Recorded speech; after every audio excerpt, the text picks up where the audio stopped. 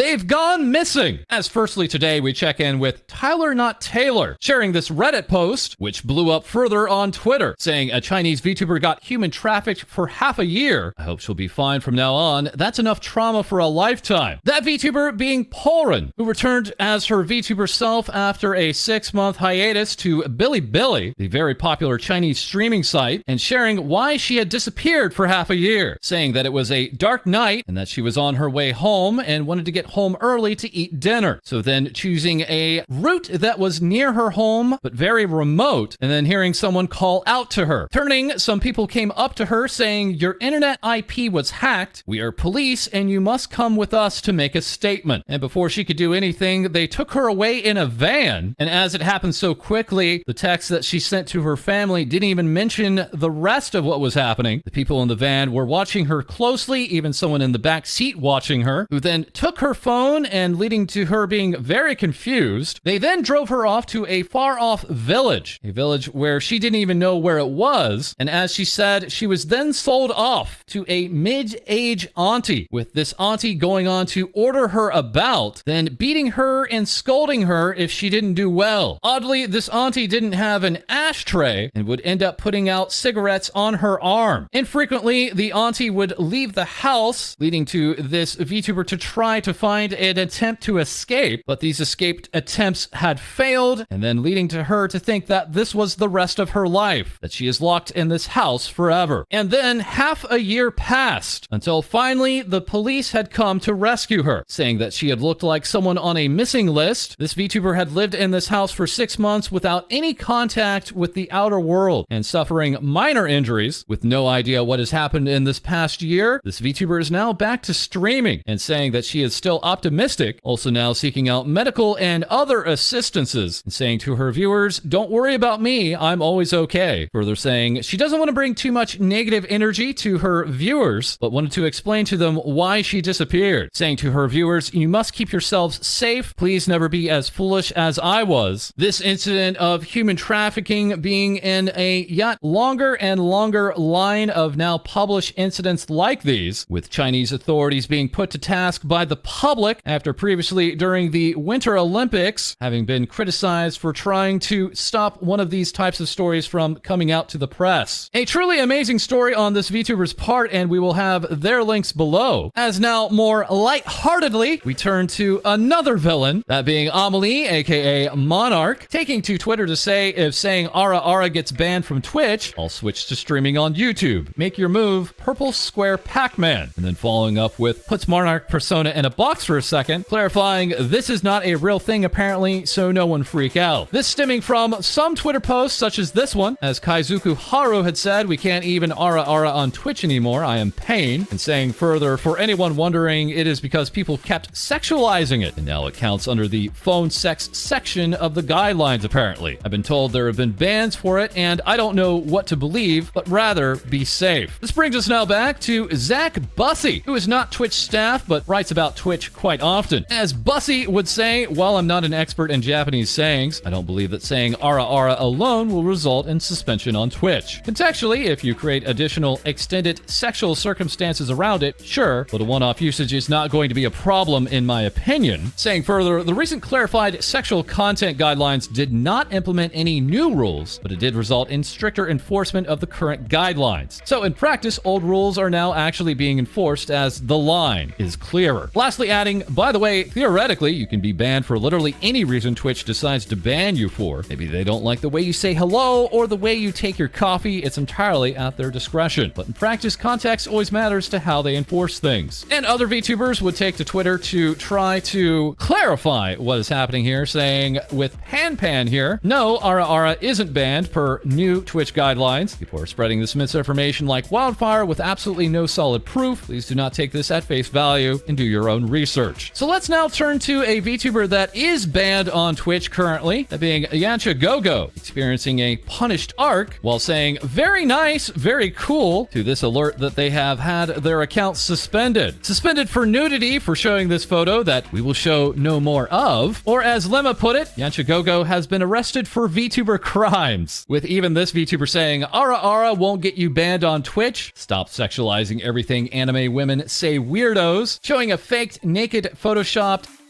will get you banned though, so be careful with that. And also recently banned on Twitch is Saw, a snake lewd tuber who, as we all know, has hips that don't lie, and is now returned to Twitch from her ban, showing off this brand new Live 2D model that was gifted by Levi, with Saw going on to say, "Thank you Morsels for a wonderful stream. Feels wonderful to be back, and hey look, I brought a little friend too." So yes, Amelie should be safe in saying Ara Ara on stream, and wildly enough, while this voice actor singer has yet to have a karaoke stream on Twitch, we've had loads of Apex, as Amelie has been in loads of collabs of Apex recently, including with Nijisanji English, and even today with other VTubers, including VShojo's Zentreya, recently re-debuting with a brand new Android look, a look given other looks, such as this one. As Narrow Crucible would say, for everyone waiting for Silk Song, we have Zentreya, along with J-Ron showing off their well-known look for this Zen re-debut. And even Vinji, the V artist, is here, giving us a super quick scuff fan art of Zen. It's Gecko Mecha. And we had to show this off. That's right, it's Zentreya's brand new loading screens, animated by the prominent Kjoe88, also showing off this animation of IRyS artwork, with Zentreya also joining Iron Mouse on her Speak of the Devil talk show, in which Zen confirmed that she is working on a song with Caleb Hiles, with Mouse stating that she is also working on a song with Caleb, and wondering if it is the same song. Zen further stating that she had went with the new Android model, better complement the speech-to-text-to-speech delivery. And while the show was cut short due to internet connection issues, Zen also gave shoutouts to Shylily, Haruka, Girl DM, Vienna, Nags, Coefficient, and someone else she is playing Apex Legends with on the 25th, with Amelie returning, and also some dude called RPR. That's right, it's the pro Apex player, soon debuting as a VTuber himself, recently joining Rob's VR chat date night alongside arch nemesis of Zentreya, Rainho, and RPR taking to Twitter to give us these teases, stating reunited at last, the Red and Black family, promising to reveal the artist of these teasers soon, while going on to say, on my way to reap some souls. And now we are back with Juniper, the virtual moth woman and monster girl Zealot, also receiving artwork from Vyugin's IRyS, sharing with us this moth GF. And when Juniper isn't busy giving us a blah, she also shared, "Bro, I'm so sorry about the crypto